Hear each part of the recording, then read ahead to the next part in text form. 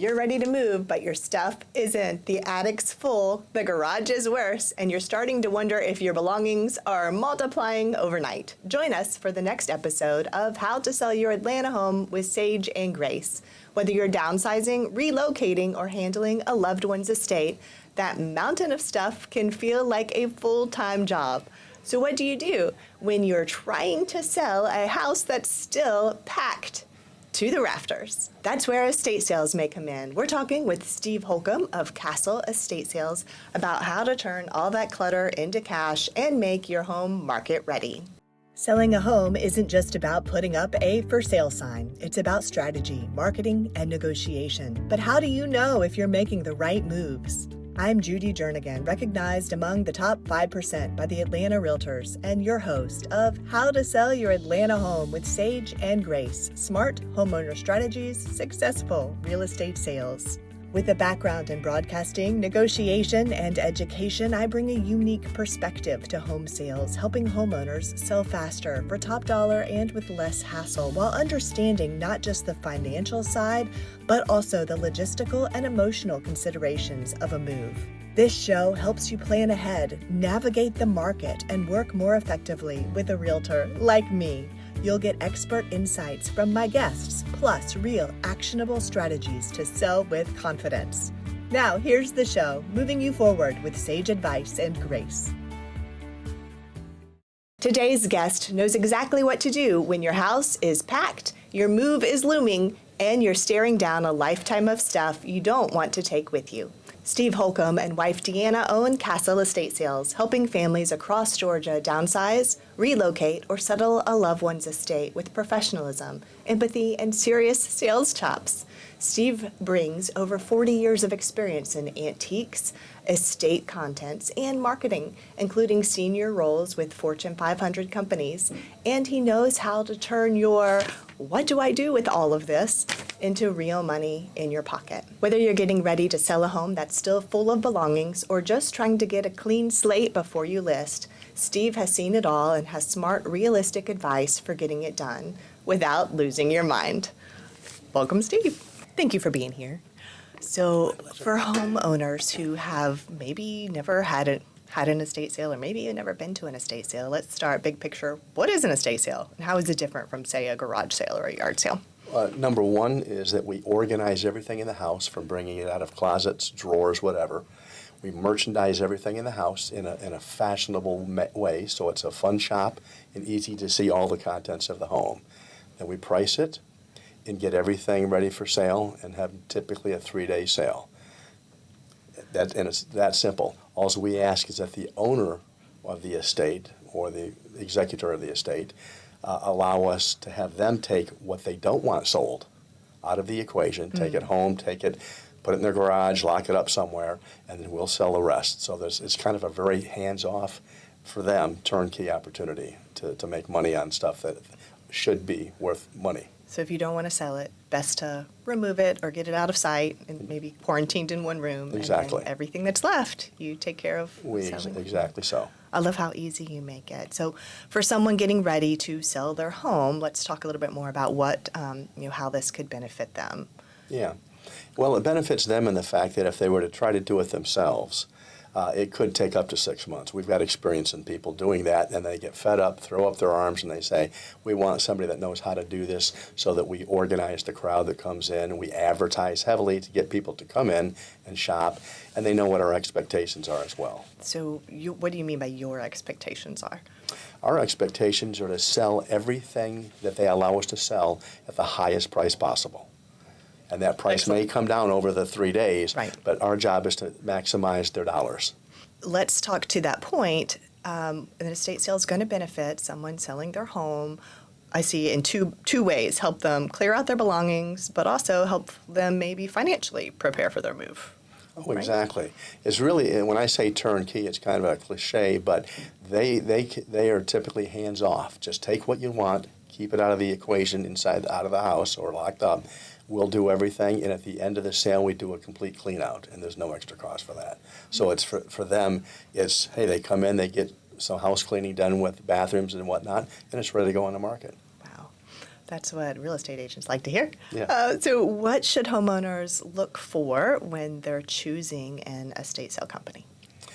Number one, I think, is experience and how they rate with consumer response, because we are working primarily for the estate, not the shoppers. That's a secondary customer. But our estate is really making them happy with what we did in the time that we did it, and also we take care of the house. Scratches, dings, dents, or whatever doesn't occur, because we use all the protective gear that you can imagine to make sure that when things are being moved out, we're not hitting walls or punching holes in sheetrock. Oh, yeah. So yeah, so That's a good point. we've done it a long enough period of time to know what precautions we need to take to make that happen.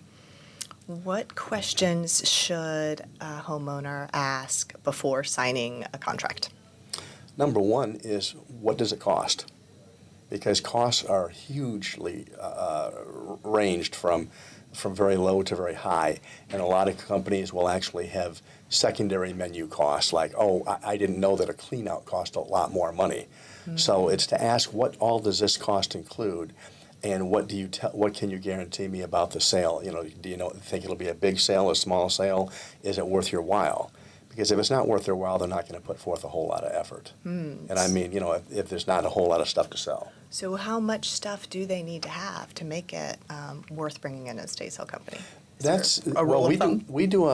We do a free consultation, because the only way I can really know that they can take pictures of every room, but it doesn't really tell me whether it's an antique or whether it's in good condition or whatever. So I do a consultation, no cost, go in and analyze what kind of products they have that they want us to sell, and we can look at all those items and come up with kind of a fair assessment whether it's a good sale or bad sale. But it's a lot of stuff is the best thing you need for a sale to be successful. So you do need to have a significant amount of inventory, if you will, Yes. for it to make sense. All right. What are some common red flags, if you're comfortable speaking to this, that may indicate an estate sale company isn't reputable?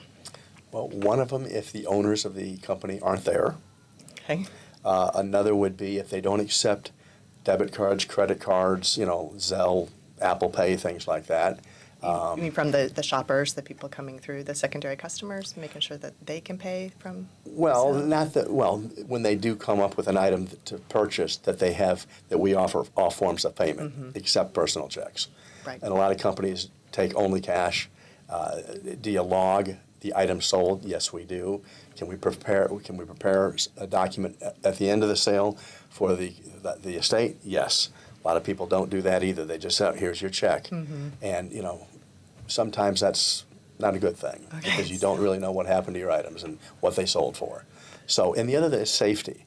Safety is a big concern, because we've never really had an accident occur, but if a company's not insured, registered with a state, a licensed company, or an LLC, you don't want to. There are a lot of people that are out there, what we commonly call weekend warriors, that will do an estate sale because they've been to several and they think they know how to do it right. And it's normally not very safe. We put up a lot of safety things at the beginning of stairwells and things like that, just to prevent and make them more aware that, hey, these stairs are steep, beware, that type of thing. All right, so making sure they have proper all forms of payment when people are shopping, proper documentation when all is said and done, taking safety into consideration, and insurance, you mentioned. Let's talk about who estate sales are for. I think people, they hear the term estate sale and they often think it's an estate from someone who has passed away, but that often isn't the case. Like in the case of my clients who were just downsizing and some other clients who are just moving to a fully furnished home. Can you talk about the different scenarios of customers that you work with? Well, it's normally divorce, downsizing, debt, or death. The 4 Ds, as we call it. And the most often, it's people downsizing that are people my age, 65, 66 years old, that say, hey, I don't want this big 3-story house on 10 acres. I'd rather do a 2-bedroom, 2-bath home on a flat piece of slab. And when they do that, they're simplifying their lives. And by simplifying their lives, they have to reduce their inventory of what they have in that home, because of the square footage. And that's probably the most frequent. We have some bizarre situations sometimes when there's death involved or whatever, but it's really anything you want to get rid of. And people think of like to your prior point, as an estate sale typically means a mansion. One of the best sales we ever did was a 2-bedroom, 2-bath townhome.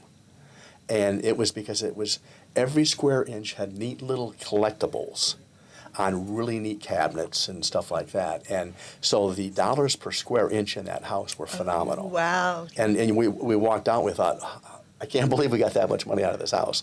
But it was fun because we always say the things that bring money are the amount of stuff you have in that home, also the categories you have.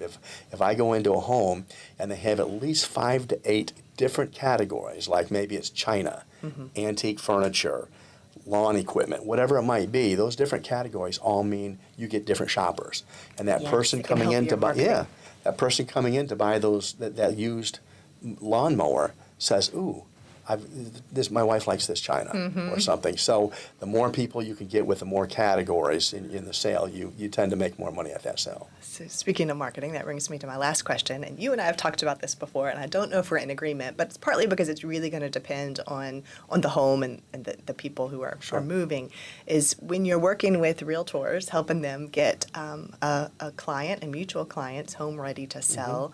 The timing is something that you and I've talked about. Should the estate sale come before the home is listed on the market or after as part of maybe a marketing plan for a home that is for sale?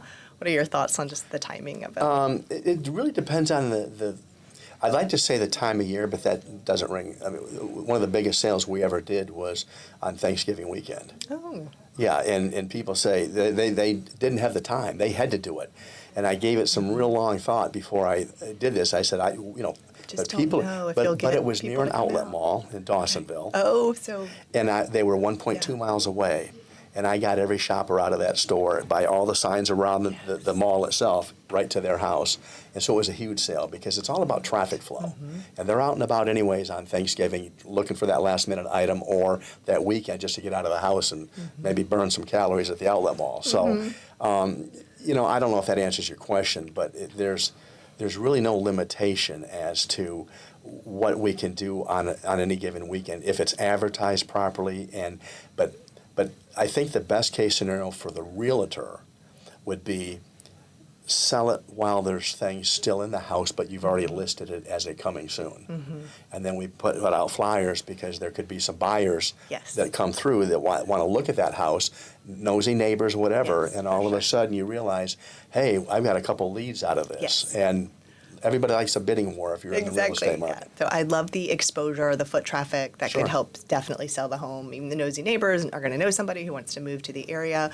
But an estate sale is often, I think you're exactly right, coming soon mode, because an estate sale is often helping us get the home decluttered, depersonalized, cleaned up a bit so that it can look really good for pictures and other marketing materials. So I think ideally it's usually going to happen before pictures, but after it's listed, so that we have the list price and they know who to contact, who the listing agent is. But it is, however, one couple that we both talked with they're wanting to get rid of so many things. The home would be fairly vacant, and they've decided to hold off on the estate sale because they don't want to live in this 5-bedroom home without any furnishings in it. Since they're downsizing to a 2-bedroom, they're planning to sell a lot, and they don't want to be in their 5-bedroom home without a sofa, and I don't blame them. So we're doing things sort of not quite in the order, but we're going to wait. They're going to wait until they're under contract and they have a home buyer before they go ahead and get rid of a lot of their things. So.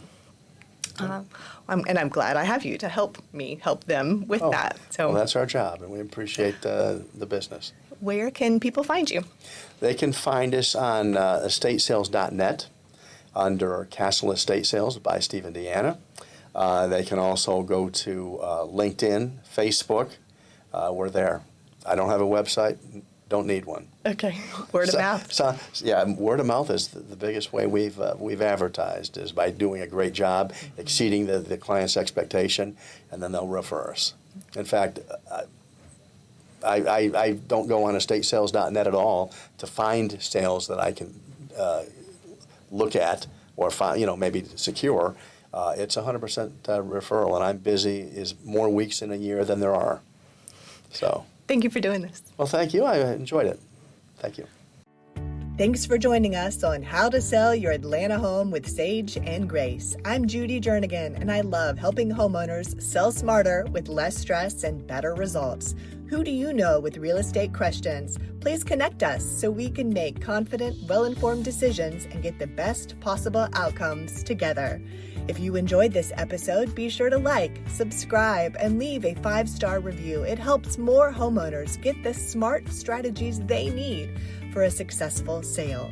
Head to sageandgracere.com to learn more about working with me and the Sage and Grace real estate team. Explore all our show episodes, and when you're ready, book a chat directly with me, Judy Jernigan, moving you forward with sage advice and grace.